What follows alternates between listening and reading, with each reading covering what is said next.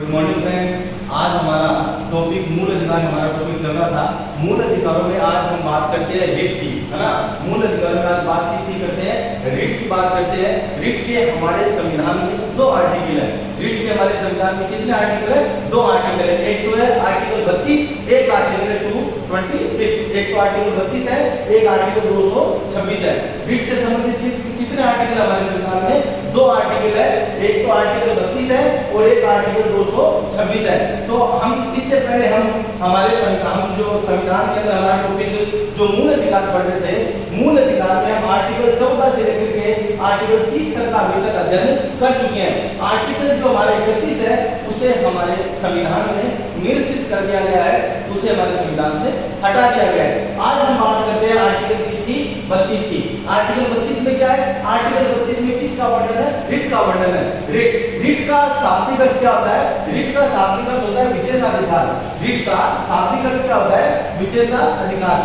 Writ का वर्णन कौन से आर्टिकल में है? रिट का वर्णन आर्टिकल 32 में है। और आर्टिकल 32 के द्वारा हम अगर हमारे मूल अधिकारों का हनन होता है तो आर्टिकल 32 के तहत हम कहां पे जा सकते हैं? आर्टिकल 32 के तहत हम सुप्रीम कोर्ट में जाकर के सुप्रीम कोर्ट का दरवाजा खटखटा सकते हैं कि हमारे मूल अधिकारों का क्या हो रहा है? हनन हो रहा है। तो हम बात करते हैं रिट की। रिट का शाब्दिक अर्थ होता है विशेषाधिकार। रिट होती क्या थी? पुराने समय में, अंग्रेजों के समय में, उससे पहले जब राजा महाराजा न्याय देते थे, जब राजा महाराजा क्या देते थे? न्याय देते थे, तो उसे न्याय का झरना कहा जाता था। रिट को क्या कहा जाता था? न्याय का झरना। उसी अंग्रेजी कानूनों में रिट शब्द का प्रयोग है और अंग्रेजी कानून का जो शब्द रिट है उसे हम हमारे संविधान में क्या कर चुके हैं? शामिल कर चुके हैं। तो रिट का मतलब होता है न्याय का झरना। रिट का मतलब क्या होता है? न्याय का झरना। और रिट को हिंदी में क्या कहा जाता है? विशेषाधिकार। रिट को हिंदी में क्या कहा जाता है? विशेषाधिकार। जब हमारे ड्राफ्टिंग कमेटी के जो अध्यक्ष थे डॉक्टर भीमराव अम्बेडकर, उनसे पूछा गया कि ऐसा कौन सा आर्टिकल है जो संविधान में सबसे ज्यादा महत्वपूर्ण है, जिसके बिना हमारा संविधान हमारे देश के नागरिकों को उनके मूल अधिकारों की रक्षा नहीं करवा पाएगा। तो उन्होंने आर्टिकल 32 की तरफ इशारा किया। किसकी तरफ इशारा किया? अनुच्छेद 32 की तरफ इशारा किया, जिसमें किसका वर्णन है? जिसमें रिट का वर्णन है। उनके कहने का मतलब था बिना अनुच्छेद 32 के हमारे संविधान में जितनी भी बातें की गई है उन सभी बातों की रक्षा नहीं की जा सकती है। और आर्टिकल 32 क्या है? बहुत ही महत्वपूर्ण है। हमारे सुप्रीम कोर्ट ने अपने जजमेंट में ये कहा है कि अनुच्छेद 32 को संविधान संशोधन करके भी नहीं हटाया जा सकता। हमारी जो संसद है वो संविधान संशोधन करके संविधान में बदलाव कर सकती है, लेकिन हमारे उच्चतम न्यायालय ये कह चुका है कि आर्टिकल 32 को आप संविधान संशोधन करके भी अनुच्छेद 32 को नहीं हटा सकते। क्यों? क्योंकि हमारे संविधान के मूलभूत ढांचे का हिस्सा है। ये हमारे संविधान की किसका हिस्सा है? मूलभूत ढांचे का हिस्सा है। तो मतलब अनुच्छेद 32 को बिना अनुच्छेद 32 को हमारे संविधान निर्माताओं ने बहुत महत्वपूर्ण दर्जा दिया है। और उसी प्रकार हमारे सुप्रीम कोर्ट ने कहा है कि अनुच्छेद 32 को संविधान संशोधन करके भी हटाया नहीं जा सकता है। तो ठीक है, अब हम बात करते हैं आर्टिकल 32 की, अनुच्छेद 32 की। अनुच्छेद 32 के तहत अगर हमारे मूल अधिकारों से किसी भी प्रकार का कोई भी कानून टकराता है तो हमारे सुप्रीम कोर्ट को आर्टिकल 32 के तहत इसको हमारे उच्चतम न्यायालय को 5 प्रकार की रिट जारी करने का अधिकार दिया है। कितने प्रकार की रिट जारी करने का अधिकार दिया? हमारे संविधान ने 5 प्रकार की रिट जारी करने का अधिकार दिया है, जिसमें सबसे पहला आता है बंदी प्रत्यक्षीकरण। सबसे पहला क्या आता है? बंदी प्रत्यक्षीकरण, जिसे हैबियस कॉर्पस कहा जाता है। नंबर 2 पर क्या आता है? नंबर 2 पर आता है परमादेश। परमादेश को क्या कहा जाता है? मैंडेमस। नंबर 3 क्या आता है? प्रतिषेध। नंबर 4 पे क्या आता है? उत्प्रेषण। और नंबर 5 पे क्या आता है? अधिकार रक्षा। इस प्रकार कितनी प्रकार की रीतों का वर्णन है? 5 प्रकार की रीतों का वर्णन है अनुच्छेद 32 में। अनुच्छेद 32 में सुप्रीम कोर्ट 5 प्रकार की रीत जारी कर सकता है। कौन कौन सी? बंदी प्रत्यक्षीकरण, परमादेश, प्रतिषेध, उत्प्रेषण और अधिकार रक्षा। जिस प्रकार हमारे भगवान को अलग अलग हथियार दे रखे हैं। शिव जी के पास त्रिशूल है, विष्णु जी के पास चक्र है ना, अलग अलग भगवान के पास अलग अलग हथियार है। इसी प्रकार हमारे सुप्रीम कोर्ट को हमारे संविधान बनाने वालों ने 5 प्रकार के हथियार दिए हैं। हथियार देने का मतलब ये हो गया कि सुप्रीम कोर्ट रक्षा किस प्रकार करेगा हमारे मूल अधिकारों की, तो उसको सुप्रीम कोर्ट को मूल अधिकारों की रक्षा करने के लिए हमारे संविधान निर्माताओं ने उसे 5 क्या दे दिए, और 5 उसे शस्त्र दे दिए। समय समय पर सुप्रीम कोर्ट इनका उपयोग करके हमारे मूल अधिकारों की क्या करता है, रक्षा करता है। कोई भी सरकार, कोई भी व्यक्ति अगर आपके मूल अधिकार का हनन करेगा तो सुप्रीम कोर्ट आर्टिकल 32 के द्वारा इन 5 प्रकार की रिटों को जारी करके इनमें से जो भी उचित रिटों की उसे जारी करके आपके मूल अधिकारों की क्या करेगा, रक्षा करेगा।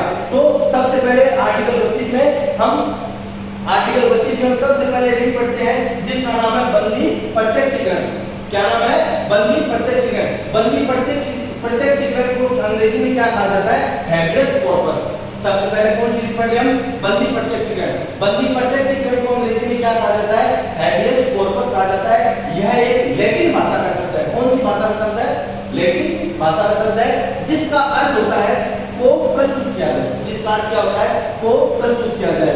जिस किसी भी व्यक्ति को चाहे वो सरकार हो, चाहे वो राज्य सरकार हो, चाहे वो व्यक्ति हो, अगर किसी को भी आपने बंदी बना रखा है, क्या कर रखा है आपने, बंदी बना रखा है, तो सुप्रीम कोर्ट बंदी प्रत्यक्षीकरण की रिट जारी करके उस जिस व्यक्ति को भी बंदी बना रखा है उसे अपने सामने प्रस्तुत करने के लिए उस संस्था को, उस सरकार को, उस व्यक्ति को कह सकती है। मतलब आपको बंदी नहीं बनाया जा सकता।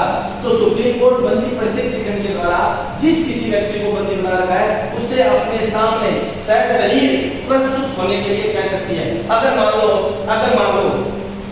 आप किसी फ्रेंड के घर पे गए, उस फ्रेंड के पापा ने आपको बंदी बनाने के तेरे को जाने नहीं देंगे, है ना, तो आपको बंदी बना लिया तो आपके घर वाले सुप्रीम कोर्ट में जाएंगे कि हमारे बच्चे को क्या कर दिया, बंदी बना लिया। तो बंदी बनाना तो गैर कानूनी है, तो सुप्रीम कोर्ट कौन सी रिट जारी करेगा, बंदी प्रत्यक्षीकरण की रिट जारी करेगा। जिसको आपने बंदी बना रखा है उसे कोर्ट के समक्ष क्या किया जाए, प्रस्तुत किया जाए।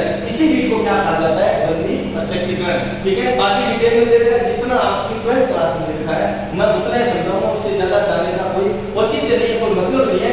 तो सबसे पहला कौन सा मतलब रिट है हमारी, बंदी प्रत्यक्षीकरण। बंदी प्रत्यक्षीकरण का मतलब क्या होता है, वो प्रस्तुत किया जाए। किस भाषा का शब्द है, लेकिन भाषा का क्या है ये शब्द है। अब बंदी प्रत्यक्षीकरण जो रिट है, अगर आपकी हिरासत, अगर किसी व्यक्ति को सरकार ने हिरासत में ले रखा है और वो हिरासत गैर कानूनी है, मतलब वो कानून के सम्मत नहीं है, तो सुप्रीम कोर्ट कौन सी रिट जारी करेगी, बंदी प्रत्यक्षीकरण रिट को क्या करेगी, जारी करेगी।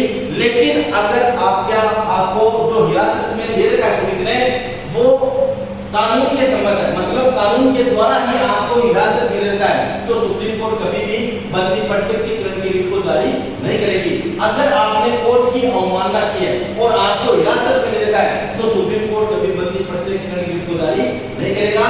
आपको अगर बंदी कानून के अनुसार बना रखा है ना, कानून सम्मत है आपको बंदी बनाना, तो सुप्रीम कोर्ट कभी भी बंदी प्रत्यक्षीकरण की रिट को जारी नहीं कर सकता है। ये तभी जारी होती है जब आपकी हिरासत कैसे हो, गैर कानूनी हो। मतलब आपकी हिरासत क्या हो, गैर कानूनी का मतलब है आपको अवैध रूप से किसी व्यक्ति ने, संस्था ने, सरकार ने, पुलिस ने आपको क्या कर रखा है, गलत रूप से बंदी बना रखा है। तो आप सीधे किसका दरवाजा खटखटा सकते हो, आप सीधे सुप्रीम कोर्ट में जा सकते हो। कौन से आर्टिकल के द्वारा, आर्टिकल 32 के द्वारा, कि मुझे बंदी बना रखा है, मुझे यहाँ से मुक्त करवाया जाए। तो पहले आपकी रिट कौन सी होगी, बंदी प्रत्यक्षीकरण। नंबर 2 बात करते हैं परमादेश। परमादेश को अंग्रेजी में बोला जाता है मैंडमस। परमादेश को क्या बोला जाता है, अंग्रेजी में मैंडमस बोला जाता है। परमादेश का शाब्दिक अर्थ क्या है, अगर इन पांचों के आप शाब्दिक अर्थ समझ लेंगे तो आपको क्वेश्चन राइटिंग में कोई प्रॉब्लम नहीं आने वाली। ठीक है, तो नंबर 2 हम पढ़ते क्योंकि बाकी डिटेल तो आपकी किताब में दे रखा है, पढ़ते ही समझ में आ जाएगा जो आपको बता रहा हूं उसके बाद में। ठीक है, नंबर 2 क्या दे रखा है, परमादेश। परमादेश को अंग्रेजी में क्या कहा जाता है, मैंडमस। मैंडमस का शाब्दिक अर्थ क्या होता है, हम आदेश देते हैं। मैंडमस का शाब्दिक अर्थ क्या होता है, हम आदेश देते हैं। परमादेश का मतलब हो गया दूसरे शब्दों में आदेश के ऊपर आदेश। परमादेश आदेश के ऊपर क्या होता है, आदेश होता है जब हमारी कोर्ट को लगता है कि कोई अधिकारी अपना कार्य करने में आनाकानी कर रहा है, अपने कार्य को सही प्रकार से नहीं कर रहा है, तो कोर्ट उसे अपना कार्य करने के लिए क्या दे सकती है, आदेश दे सकती है। जैसे फॉर एग्जांपल हमारी नगरपालिका है, नगरपालिका की ड्यूटी है हमारे शहर के वातावरण को साफ सुथरा रखना।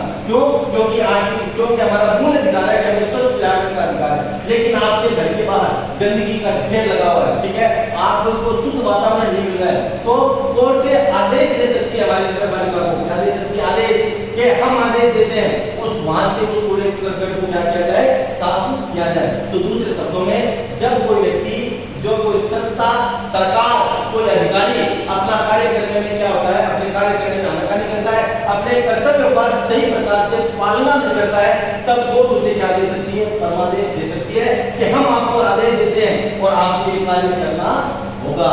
तो परमादेश का मतलब समझ में आ गया। हम आदेश देते हैं जब कोई अधिकारी अपना कार्य करने में क्या होता है, असक्षम होता है, और कोई असक्षम नहीं अपना कार्य करने में आनाकानी करता है, अपने कर्तव्यों को भली भांति पूर्ण नहीं करता है, तो कोर्ट उसे क्या दे सकती है दोस्तों, आदेश दे सकती है। लेकिन कभी भी हमारी सुप्रीम कोर्ट राष्ट्रपति के द्वारा जारी किए गए कोई आदेश और राज्यपाल के द्वारा जारी किए गए आदेशों पर परमादेश जारी नहीं कर सकती है। ये आपकी किताब में नहीं देखा, ज्यादा डिटेल में नहीं जाएंगे, आपको इतना सा याद रखना है, परमादेश का मतलब क्या होता है, हम आदेश देते हैं कि आप अपने कर्तव्यों का भली भांति क्या करें, प्रयोग करें। तो हमने अभी तक 2 रीटें पढ़ी है, पहली कौन सी, बंदी प्रत्यक्षीकरण, और दूसरी कौन सी पढ़ी हमने, परमादेश। अब तीसरी हम पढ़ते हैं प्रतिषेध। प्रतिषेध का अर्थ होता है प्रोहिबिशन, प्रतिषेध का अर्थ होता है रोकना। प्रतिषेध का अर्थ क्या होता है, रोकना। प्रतिषेध अंग्रेजी में क्या कहा जाता है, प्रोहिबिशन। प्रतिषेध का अर्थ क्या होता है, रोकना। बंदी प्रत्यक्षीकरण का अर्थ क्या है, वो प्रस्तुत किया जाए। परमादेश का अर्थ क्या है, हम आदेश देते हैं, और प्रतिषेध का अर्थ क्या है, रोकना। किसको रोकना, जब कोई न्यायालय अपने अधिकार क्षेत्र के बाहर जाकर के कोई काम करती है। जैसे मैंने जब राष्ट्रपति पढ़ाया था आपको, तब मैंने आपको एक बात बताई थी कि राष्ट्रपति के चुनाव में किसी भी विवाद का निपटारा सिर्फ और सिर्फ कौन कर सकती है, हमारी सुप्रीम कोर्ट कर सकती है, उच्च न्यायालय कर सकती है। उच्च न्यायालय के अलावा हमारे देश के किसी भी कोर्ट में इसकी सुनवाई नहीं की जा सकती है। लेकिन अगर मान लो राजस्थान हाईकोर्ट राष्ट्रपति के चुनाव से जुड़ी किसी भी गतिविधि को अपने कोर्ट में ले लेता है और उसकी सुनवाई करता है, तो वो उसके अधिकार क्षेत्र के बाहर है। तो जब कोई न्यायालय अपने अधिकार क्षेत्र के बाहर जाके काम करती है, कोई अर्ध न्यायिक संस्था, कोई बोर्ड अपने अधिकार क्षेत्र से बाहर जाके काम करती है, तो हमारी सुप्रीम कोर्ट कौन सी रीत जारी करती है, प्रतिषेध, उसको क्या करती है, रोक देती है। आई बात समझ में। नंबर 4 आती है उत्प्रेषण। उत्प्रेषण का शाब्दिक अर्थ क्या है, कार्टियरी। उत्प्रेषण को अंग्रेजी में क्या कहा जाता है दोस्तों, कार्टियरी कहा जाता है। उत्प्रेषण का क्या होता है, प्रमाणित होना या सूचना देना। किस प्रकार की सूचना देना, जब हमारी सुप्रीम कोर्ट कैसा रखता है। नंबर 4 क्या पढ़े हैं, उत्प्रेषण। उत्प्रेषण को अंग्रेजी में क्या कहा जाता है दोस्तों, कार्टियरी कहा जाता है। इसका मतलब है प्रमाणित करना या सूचना देना।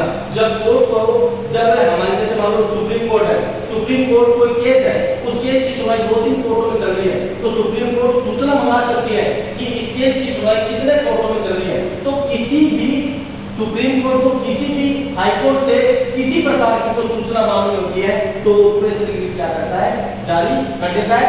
या फिर किसी केस को एक न्यायालय से दूसरे न्यायालय में स्थानांतरित करना है, तो उत्प्रेषण के द्वारा सुप्रीम कोर्ट क्या करता है, स्थानांतरित कर देता है।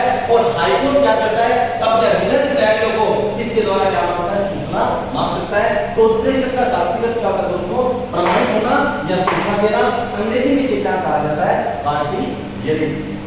तो अभी तक हमने कितनी रीतें पढ़ी, 4। सबसे पहली बंदी प्रत्यक्षीकरण, क्या होता है, को प्रस्तुत किया जाए। नंबर 2 परमादेश, हम आदेश देते हैं। नंबर 3 प्रतिषेध, रोकना। नंबर 4 उत्प्रेषण, प्रमाणित होना या सूचना देना। अगर आप इन पांचों रीतों के अर्थ ध्यान में रखेंगे, तो आपको 12th क्लास में आंसर राइटिंग में कोई प्रॉब्लम आने वाली नहीं है। और हिंदी के साथ आपको अंग्रेजी जरूर लिख करके आनी है। और नंबर 5 हम बात करते हैं अधिकार परीक्षा। अधिकार परीक्षा को कहा जाता है को वारंटो। अधिकार परीक्षा को अंग्रेजी में क्या कहा जाता है दोस्तों, को वारंटो, जिसका अर्थ होता है किस अधिकार से। अगर कोई अधिकारी है ना, अगर कोई अधिकारी या कोई भी निजी व्यक्ति या कोई भी संस्था अपने अधिकारों से बाहर जाकर के काम करती है, उस व्यक्ति को उस कार्य का अधिकार नहीं था, उस व्यक्ति को उस कार्य का क्या नहीं था, अधिकार नहीं था, तो सुप्रीम कोर्ट उसे अधिकार परीक्षा नहीं जारी करके पूछ सकती है, ये कार्य आपने किस अधिकार के तहत किया, आपको इस कार्य के लिए किसने बोला था, तो किस अधिकार से आप काम करते हो। अगर कोई व्यक्ति, संस्था या सरकार अपने अधिकारों से बाहर जाके जब काम करती है, तो उसे क्या कहा जाता है, उस बाहर जाके काम करती है, तो सुप्रीम कोर्ट अधिकार परीक्षा के द्वारा यह उससे पूछ सकती है कि आपने किस अधिकार के तहत इस कार्य को किया है। तो हमने अभी तक कितनी रीतें पढ़ी है, 5 रीटें पढ़ी है, बंदी प्रत्यक्षीकरण, परमादेश, प्रतिषेध, उत्प्रेषण और हमने क्या पढ़ा है, अधिकार रक्षा। ठीक है, आई बात समझ में। अधिकार रक्षा का मतलब क्या हुआ, किस अगर कोई संस्था व्यक्ति अधिकारी अपने अधिकारों से बाहर जाकर के काम करती है तो वो दूसरे पूछ सकती है कि आपने कार्य किस अधिकार के तहत किया है, आपको किसने कहा था आपने ऐसा कार्य क्यों किया। तो पांचवा रिपोर्ट से अपनी 5 मिनट अपनी अधिकार रक्षा को पालन करें। आई बात समझ में। अब थोड़ी सी मैं आपको चीज बताता हूँ, थोड़ी सी चीज आपकी है कि हमारी हाई कोर्ट और सुप्रीम कोर्ट दोनों क्या करते हैं, रिट जारी करते हैं, है ना। आर्टिकल 32 के तहत रिट जारी करने का अधिकार किसके पास है, सुप्रीम कोर्ट के पास है। और आर्टिकल 226 के तहत रिट जारी करने का अधिकार किसके पास है, हाई कोर्ट के पास है। हमारे देश में वर्तमान में 24 हाई कोर्ट है, उन 24 हाई कोर्ट 226 के तहत इन 5 प्रकार की रिट को क्या करके जारी करते हैं और अनुच्छेद 32 के तहत सुप्रीम कोर्ट की 5 प्रकार की रिट क्या करती है, जारी करती है। आई बात समझ में। अब क्या है, जब आपके मूल अधिकारों का हनन होता है, जब आपके मूल अधिकारों का हनन होता है तो आप डायरेक्ट कहां पे जा सकते हैं, आप डायरेक्ट सुप्रीम कोर्ट में जा सकते हैं और सुप्रीम कोर्ट आपकी क्या करेगी, सुनवाई करेगी। क्यों, क्योंकि हमारे संविधान निर्माताओं ने गारंटी दी है कि आपके मूल अधिकारों का हनन नहीं हो सकता और यदि आपके मूल अधिकार का हनन होता है तो आप सीधे अनुच्छेद 32 के तहत कहां जा सकते हैं, सुप्रीम कोर्ट जा सकते हैं। सुप्रीम कोर्ट को हमारे मूल अधिकारों का गारंटर बनाया गया है और गारंटर बनाने के साथ साथ इसे 5 प्रकार की क्या दी गई है, शक्तियां दी गई है। तो यदि आपके मूल अधिकार का हनन होता है तो आप सीधे कहां जा सकते हैं, सुप्रीम कोर्ट में जा सकते हैं। अन्यथा आप डायरेक्ट अगर आपको सुप्रीम कोर्ट नहीं जाना और अगर आपके मूल अधिकार का हनन होता है तो आप आर्टिकल 226 के तहत कहां पे जा सकते हैं, हाई कोर्ट में भी जा सकते हैं। आप अगर आपके मूल अधिकार का हनन होता है तो आप हाई कोर्ट भी जा सकते हैं और सुप्रीम कोर्ट भी जा सकते हैं, उसमें कोई आपको मनाही नहीं है। लेकिन रिट की जहां तक मैं बात करता हूं तो आर्टिकल 32 के तहत सुप्रीम कोर्ट केवल और केवल मूल अधिकारों के हनन पर ही रिट जारी कर सकती है। लेकिन जो हमारी हाई कोर्ट है, जो हमारे देश के उच्च न्यायालय है, जो हमारे देश के क्या है, उच्च न्यायालय, वो आर्टिकल 226 के तहत मूल अधिकारों पर तो रिट जारी करते हैं, इसके अलावा अन्य मामलों में भी जो हमारे हाई कोर्ट है वो रिट जारी कर सकते हैं। दूसरे शब्दों में सुप्रीम कोर्ट से ज्यादा शक्ति प्राप्त है किसको, हाई कोर्ट को।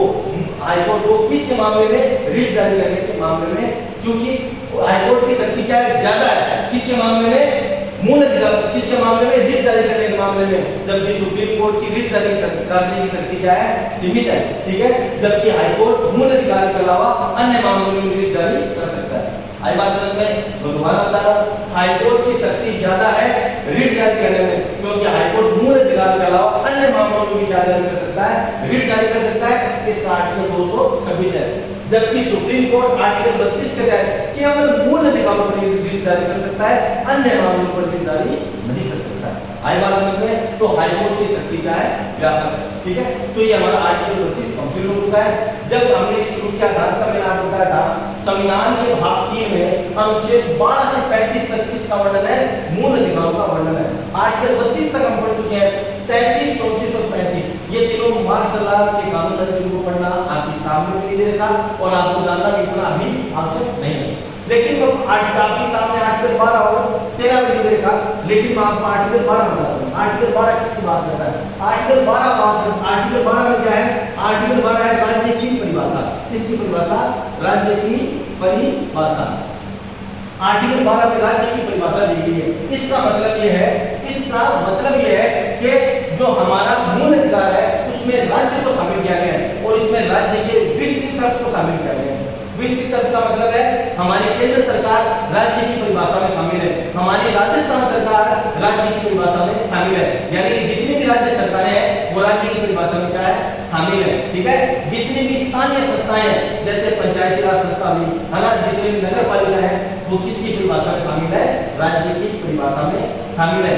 ऐसी कोई कंपनी जिसमें हमारी सरकारों ने पैसा लगा रखा है वो किसकी परिभाषा में शामिल है, राज्य की परिभाषा में शामिल है। दूसरे शब्दों में अनुच्छेद 12 में किसका वर्णन है, राज्य की परिभाषा का वर्णन है। और हमारे संविधान निर्माताओं ने अनुच्छेद 12 के द्वारा राज्य की परिभाषा के विस्तृत अर्थ को शामिल किया है, जिसमें केंद्र सरकार, राज्य सरकार, स्थानीय सरकारें और जिन कंपनियों के अंदर हमारी सरकारों के शेयर है, उन सभी कंपनियों को किसमें शामिल किया जाता है? राज्य की परिभाषा में शामिल किया जाता है। अब हम बात करते हैं अनुच्छेद 13 की। अनुच्छेद 13 में किसका वर्णन है?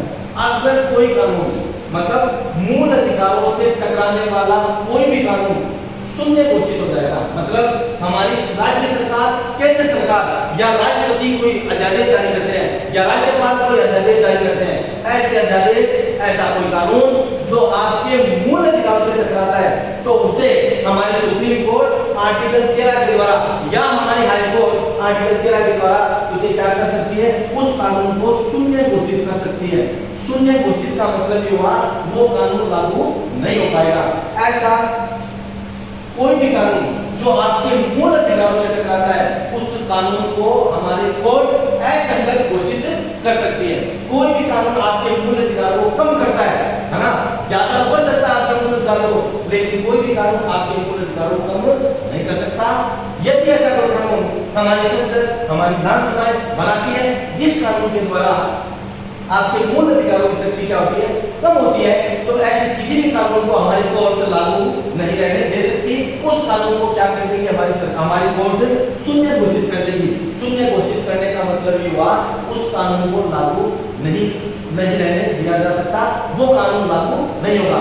यदि कोई कानून है, उस कानून का कुछ भाग मूल अधिकारों से टकराता है, यदि कोई ऐसा कानून है तो जिसका कुछ भाग अगर मूल अधिकारों से टकराता है, तो जितना भाग मूल अधिकारों से टकराता है उतने भाग को हमारी कोर्ट क्या कर देगी?